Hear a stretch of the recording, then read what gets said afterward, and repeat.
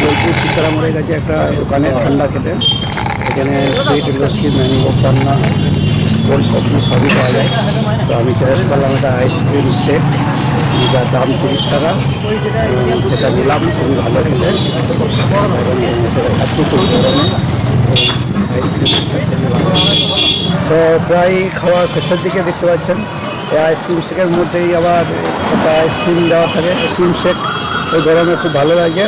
তবে যখন বোলপুর আসবেন, যদি কখনো স্ট্রিট ফুড খাবার ইচ্ছা হয়, তাহলে আপনি এই বোলপুর থেকে বোলপুর স্টেশন রোডে চিত্রা মোড়ের কাছে এসে আপনি ঠিক চিত্রালি যে উল্টো দিকে দেখবেন একটা দোকান আছে, সেই দোকানে এইসব ঠান্ডা জিনিস বিক্রি হয় এবং প্রচুর বিক্রি হয় এখানে।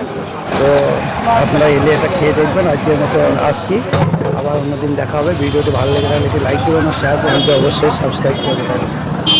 Tata, bye bye.